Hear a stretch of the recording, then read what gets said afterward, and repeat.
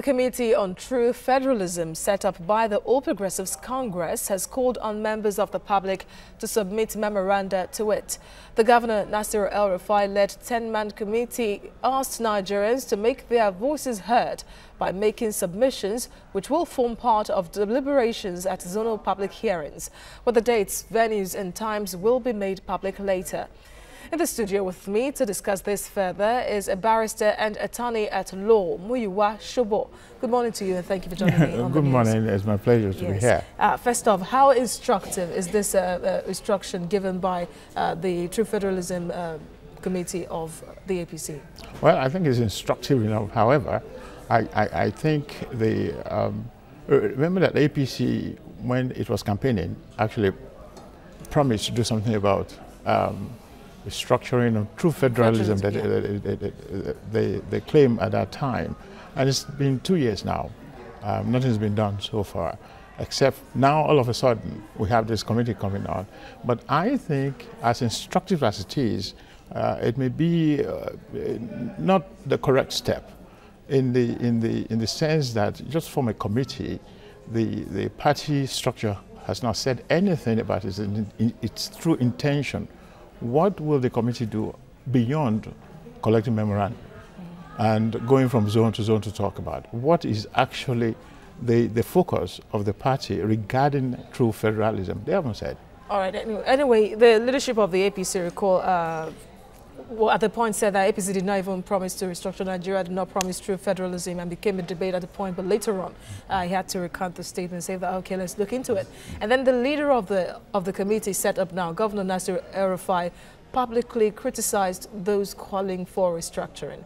And so, like you've said now, later on when they set up the committees, they said it is to define the type of step to take, the type of true federalism Nigeria is to get, because there are many people calling for different restructuring and that it's quite confusing. So they want a codified step, they want clarity of purpose on what kind of true federalism Nigerians are demanding for. Well, beyond the contradiction that you mentioned, I think let's start from where we all agree.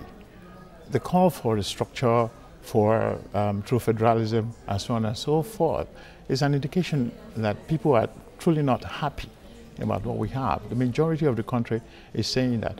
I think it's okay for the party to look at it and say, oh, by the way, we need to address this. Okay, and like you said, it was not true that they didn't mention it when they were running, when they were campaigning.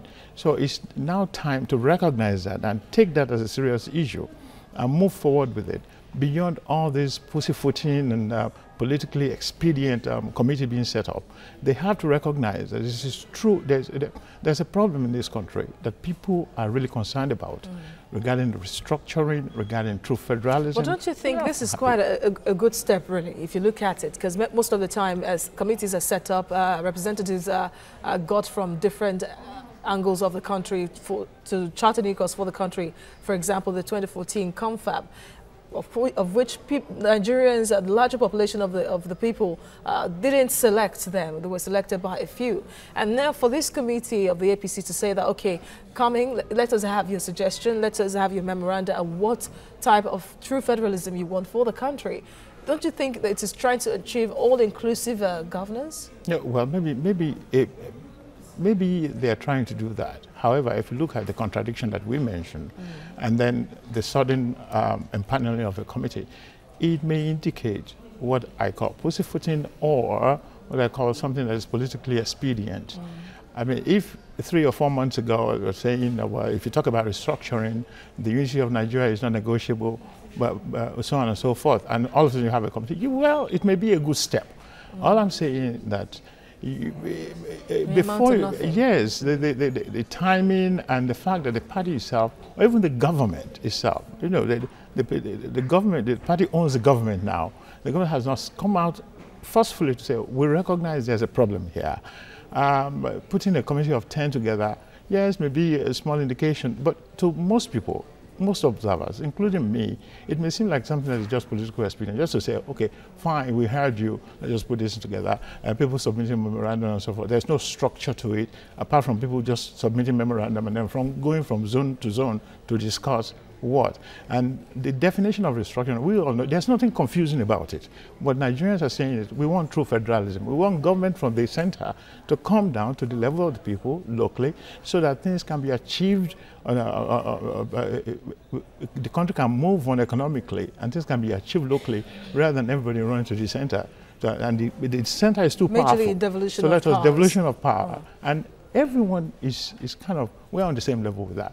Everyone agrees on that. So there's no confusion about it at all. But then Nigerians, the representatives they voted into the National Assembly, voted against devolution of powers, even though Yusuf Lassun, the Deputy Speaker, said something that is quite reassuring, that it would be revisited at the floor of the House. But then they are the representatives. They're supposed to listen to what their constituents are saying. And as loud as the call for restructuring is, it still failed at the floor of the National Assembly, both chambers. Well, though it got simple majority anyway. I don't know, but it's shameful what's happening in that arena. But it's not surprising because you cannot expect people who hold that power at the center to willingly give it up and say, well, we're going to deliberate on it and change the law. That's not going to happen because they have a lot at stake. Haven't run for election, spend their own money, and so on and so forth. So they will not easily just sit down and say, well, let us go, devolution of power.